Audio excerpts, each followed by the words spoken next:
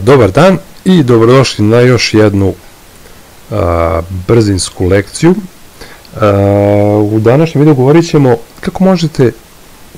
uopšteno o organizaciji podataka i vidjet ćete kako možete da dobijene podatke kao rezultat upita vašeg, znači dobijene podatke od strane ChatGPT-a, da sortirate, organizujete, i to su neke osnove. Pričat ćemo kasnije u nekim drugim videima takođe o načinima organizacije podataka, ali hajde da vidimo da damo neki upit ChatGPT-u, na primjer da nam izlista 20 nekih istorijskih događaja najznačajnijih koji su promenili kurs, kojim se kretao svet, pa recimo možemo kucati ovako: give me a list of 20 significant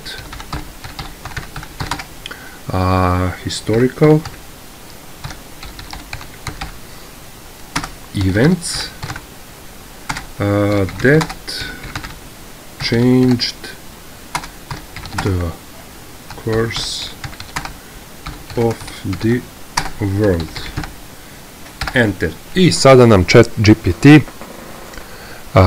lista nekih 20 najznačajnijih istorijskih događaja koji su imali uticaja dosta u svetu. Malo mu treba vremena za to. Suština i nije bitna samo u ovom tekstu, ovo je, mogli smo da izaberemo bilo šta da nam izlista ChatGPT, nego eto, prosto ovde ima dovoljna količina podataka koju možete zatim da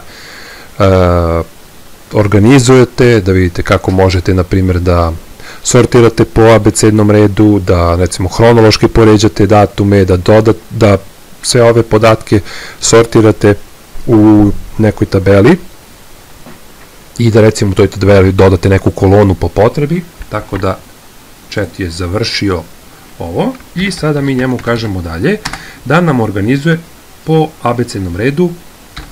Please organize, možda nam je to tako potrebno zbog potreba posla. Recimo, znači svašta možete što vam padne na pamet da zamolite ChatGPT. Sada smo ga, zamolili da nam to, izlista i pogledajte, sve to ide lepo po nekom abecednom redu, zaista jako korisna aplikacija.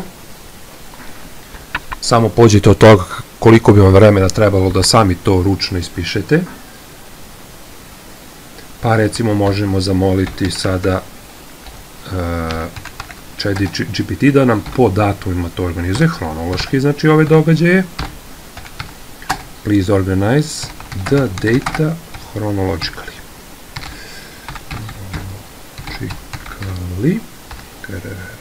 Nije greška, dobre. I da vidimo šta će da nam odradi ChatGPT.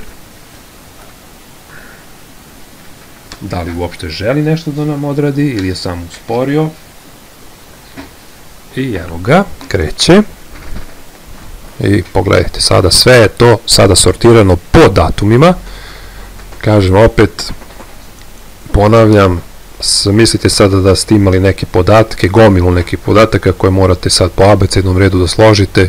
Kako biste to uradili? A pogledajte ovde, za bukvalno par sekundi, par minuta vi to sve dobijete na gotovo.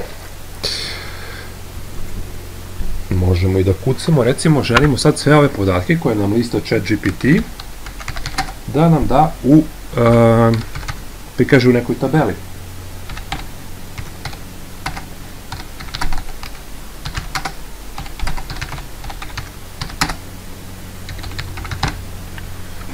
Ok, super. Evo, ChatGPT završava svoj deo posla. Super, pa idemo sledeće pitanje, sledeći input.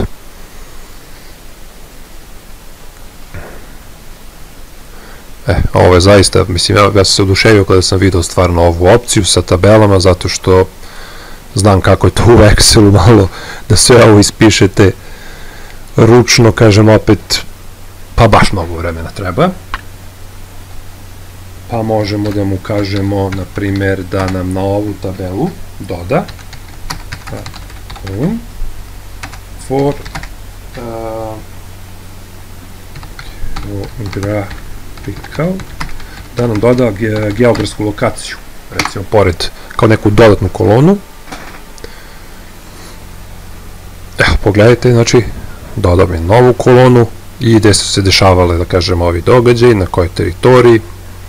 Pogledajte sami, zaista fantastično i jako korisno i jako velika ušteda vremena, tako da zaista koristan alat.